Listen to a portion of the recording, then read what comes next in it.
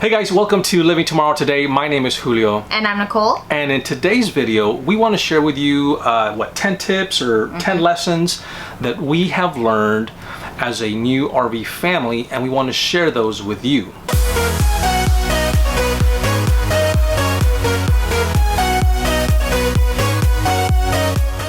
Just little things we've learned along the way since we started doing this to make your life a little bit easier for whenever you start RVing. So what's the first thing we want to share with them? Knowing your weights. Yes, this is a very important one. Yeah, we've been talking about this a lot lately. Yeah, and we're not talking about the weight that's hanging around our waist. Okay? We're talking about the weights of your RV, the weight of your truck, everything that has to do with towing your rig.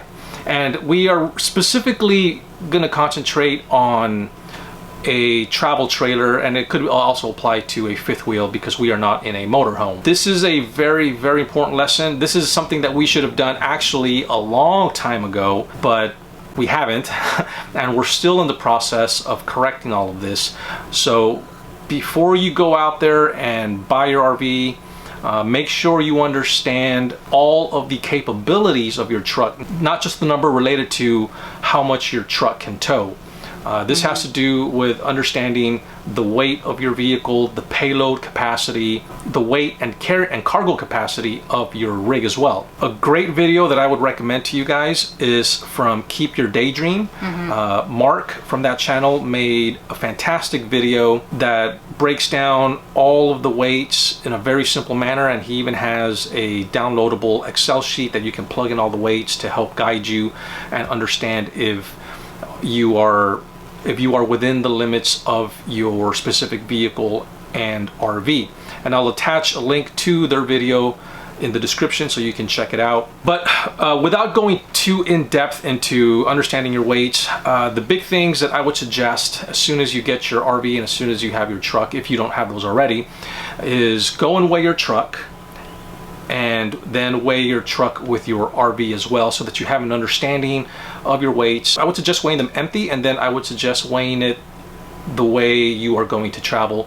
In our case, it would be all four of us in the truck, the RV fully loaded like it is now, and that way we know if we are getting close to our limits or surpassing them, which is what we're trying to figure out right now. So we have a 2012 Ford F-250. Diesel, yes. And at the dealership, everybody's like, "Oh, you're fine. You'll be okay." At the RV dealership, they're going to be like, "Yes, you can pull it," which is true because the towing capacity of that truck, I think, is 15 or 16,000 pounds. But there's a lot more that goes into it, especially when you take into account the payload capacity of that truck. Everything that goes in the bed of the truck, then the tongue weight.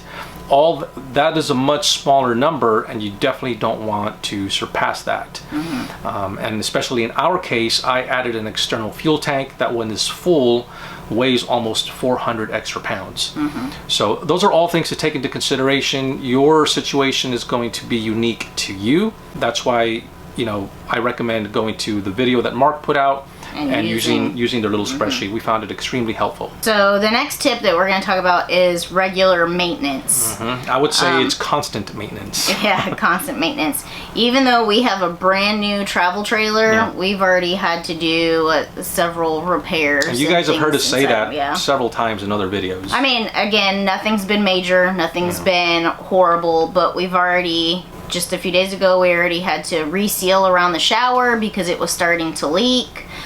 We need to reseal the windows because they're starting to leak, and you notice that some of the seals were like crumbling and breaking off outside and the front side of the trailer. And so we're constantly going to be checking that and updating that and trying to keep up with it.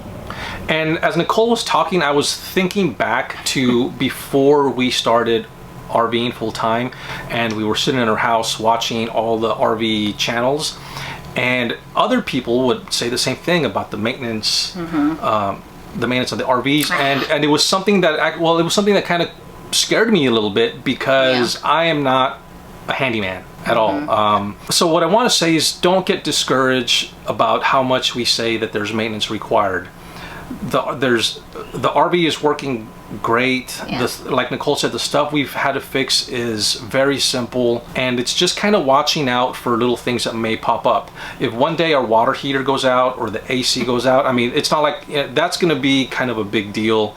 I'm going to do everything I can to avoid having to call somebody out to fix it, but if I can't fix it, I'm just going to call somebody like I would at our house, you know. I mean, and it's just it's no different. I mean, I think everybody talks about the maintenance in the RV because you're a little more willing to try fixing it yourself, because most of us are on a budget and we don't just want to immediately dish out the cash to have somebody come do it. So if you're watching this, don't get discouraged about the maintenance. We do talk about it. All RVers talk about it. But again, I think that's the reason, is that in our home, we both were working, and also it's a lot easier to just call somebody to come do it. Here in the RV, I'll take a chance and see what I can do before I make it worse, and then call somebody out. Yeah. Our next tip has to do with our kids and their toys, or whatever they decide to bring into the RV, and I'll let Nicole talk about that a little bit. In order to help the kids transition a little bit easier, we let them pretty much keep everything that they had. We got rid of, the things that they absolutely knew that they did not want, but the things that they were really struggling with, and I might want to keep it, we said, okay, if you can find a spot for it and you can hold on to it, you can keep it cleaned up, hold on to it. But the thing is they don't use it. They don't pull it out. They don't look at it. They don't touch it. Like I think 90% of the stuff they have, they don't use. Yeah, I think it's just in their heads, knowing that it's there, they feel safer. Yeah. But the whole point of this is that you need way less stuff than what you think. Your kids need way less stuff than what you think. Our daughter does like to use little plastic animals and stuff like that, and she gets those out and she plays with those all the time. But she doesn't use her Legos. Oh, yeah. She doesn't use her Barbies. She has a basket just full of toys that she doesn't touch. Yeah, and because we do have to worry about weight, we've just asked them to take some things out, and it'll be safe. It'll be kept safe, and they don't have to worry about completely getting rid of it. But just not having it with them for right now really helps out. Yeah. So then that kind of goes into the next tip. Clothes. Yeah. And you need way less clothes than you think. Yeah. I still have some work clothes. We both had our nice clothes that we needed, for our jobs and for work and just doing, nice things, nice dresses, stuff like that. And so far we have yet to use them. Yeah. I mean, we have things hanging in our closet that we haven't touched yet. So. You guys can tell from our videos that I wear like the same couple of t-shirts all the time. Yeah. We do laundry. Probably not as much as we used to at the house, but for us anyway, there's no reason to have all this clothes, and it took a little bit of time for us to figure that out. We brought a lot more than we needed, and we've already gotten rid of some. Yeah, and we got rid of a ton of stuff, and we were like, okay, this is probably going to be good. And now that we've been living in the RV for a while, we're like, okay, we can get rid of even more stuff. We just don't wear. For example, I brought a few sports coats because in my head I was like, I don't want to get rid of these, and then I'm gonna need to go buy it again for whatever reason. And now we got this going on. Yeah, I know. Yeah. So a quick side note, I have never let my facial hair grow out since I could probably start growing facial hair. Once I got to college, I was in ROTC, so we had to shave. After that, I was in the Army and I had to shave. Then I went to law enforcement and I had to shave. So I've always had to shave. And I don't know what it's like to let it grow out. We're trying to see the potential, what's underneath there. Now, I know that I don't grow a beard very well, so I know this is kind of ugly, but I just want to see what happens. So I think we're gonna go until I can't handle it anymore. Once I look homeless enough or something, I guess I'll go ahead and shave it. Or once I know like it's not gonna grow anymore, these patches are just gonna stay, then I'll go ahead and shave it. But that's why this is going on. Okay. Back to the clothes though, especially for us right now that we're living on the beach. Yeah, we're in our bathing suits. I'm like in shorts only almost all the time. I don't wear shoes. I only put on a shirt for this video, and we're sticking to our flip flops. Yeah, and I'm in shorts. Like now that is, of course, again, that's the beach, but you know, if we were anywhere else, I mean, shorts and a t-shirt go a long way for a couple of days, as long as you don't get all sweaty and stuff like that. We'll reassess once we go to different climates. Absolutely, you know, so then we might be getting rid of all the shorts and t-shirts, and you know, maybe we need more pants and long sleeves. You know, because if the weather dropped to 30 degrees tomorrow, we'd be in trouble because we don't have any. We don't have enough cold weather clothes. Sweater weather. Yeah, but when that time comes, we'll go to some yard sales, pick up some clothes, and we'll be good. All right, so what's our next tip? So, when you're going through your house and you're trying to downsize and sell all your stuff, we made the mistake of really getting rid of all of our stuff, which is a good thing. But then at the same time, we learned that there are some things that we should have kept. You know, we just were like, just get rid of it, get rid of it, get rid of it, get rid of it. We want to be done. Especially me. When it's you give me the mission of, hey, get rid of stuff to move. He does. I'm gonna do it. And it's not good. It's not always a good thing. One of those things is your chemicals for bugs. Or whatever you use. Yeah, whatever you use. Whatever you use to keep bugs or rodents out of your house, hang on to that. Don't throw it away. It kind of makes sense now thinking about it, but like Nicole said, at the time when we were in transition phase and we're selling the house and we're like, closing on the house is all we were thinking about. It was like, get rid of everything. But now it makes sense, like, why did we get rid of that? So we went back to Walmart or wherever and we bought and we purchased our stuff. So hang on to whatever you use to keep bugs out of your house, because the same way you do in your home right now, you're going to need it in your home when your home is your RV. So don't get rid of that stuff. Yeah, staying in line with things you need to keep is keep some of your supplies for cleaning your vehicles. Again, looking back, this kind of makes sense, but that's not what we were thinking about at the time. And I got rid of everything having to do with cleaning my vehicle. It didn't register in my head at the time. So what did we do? We went back and bought everything. So we need to clean the truck, we need to clean the RV, you know, so keep your soap, keep a bucket, keep at least a sponge, and if you don't have it already, I would recommend an extendable wand, which I'll put in the description. The one we use, it's pretty cheap. I think it's like 25 bucks, and it extends really far and water flows through it to wash the RV, and it makes it pretty simple. So our next tip is the water. At first we were okay drinking water from the faucet, but right now the location that we're in, this water has a really strong flavor and we're not used to it. So we've been buying gallons of water. Yeah, and our water filter does not work.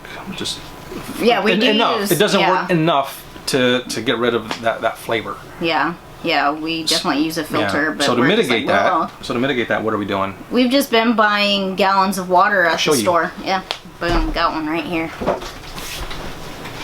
Yeah. So we went to Walmart and we purchased one of these gallons of water.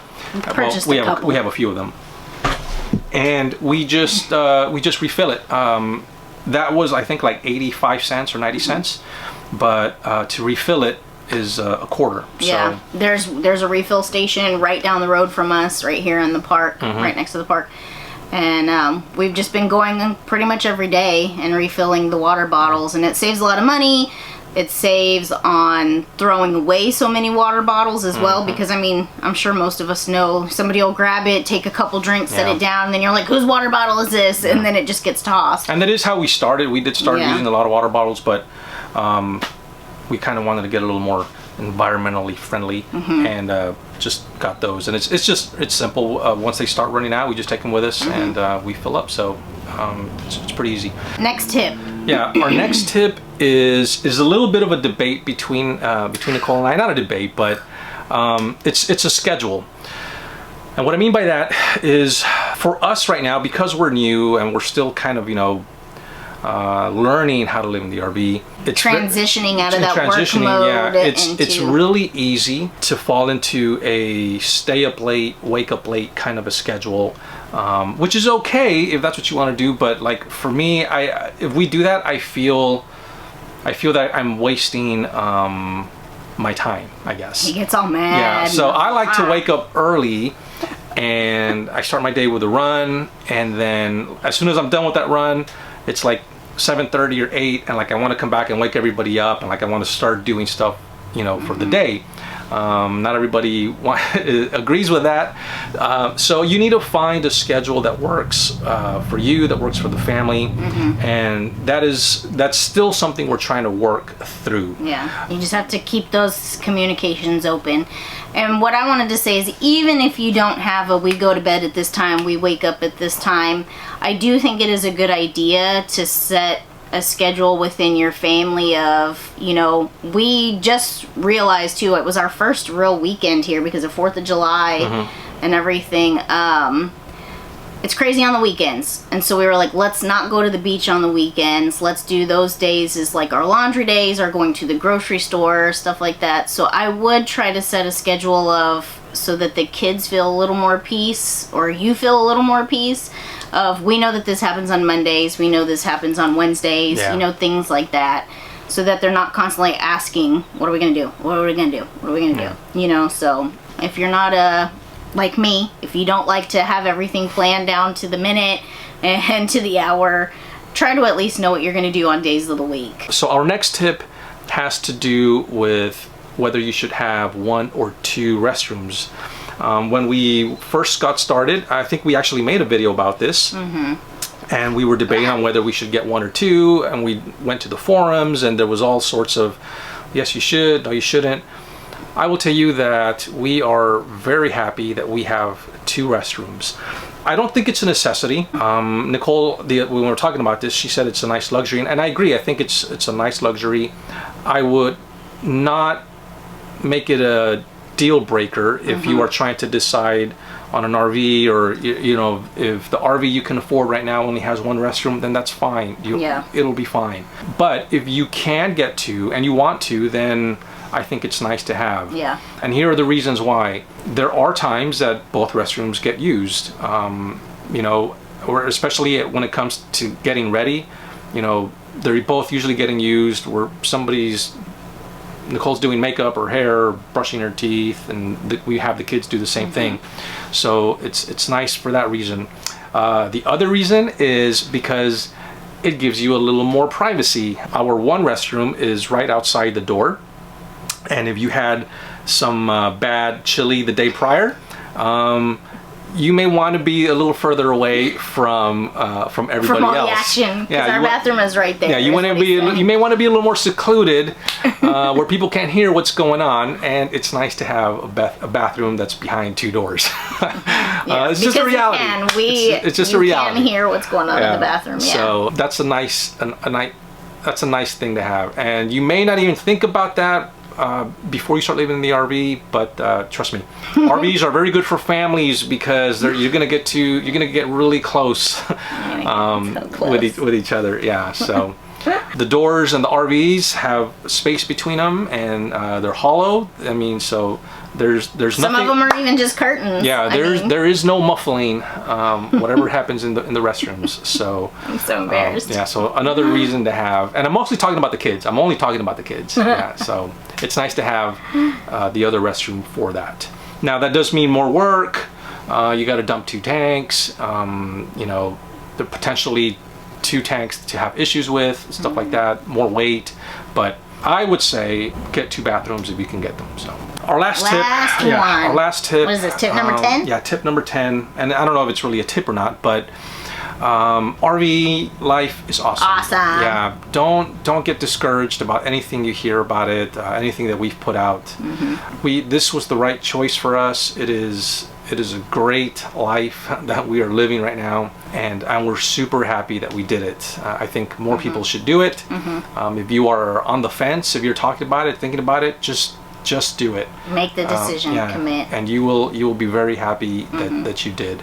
For us, we're loving it, and it definitely was the right choice for us. Yep. Those are our tips. Hopefully at least one of them is useful for you, and if so, give us a thumbs up. If you are new to the channel, please consider subscribing and hit that notification bell so you can see as soon as we put out another video, and we will see you at the next one. Bye-bye. Bye.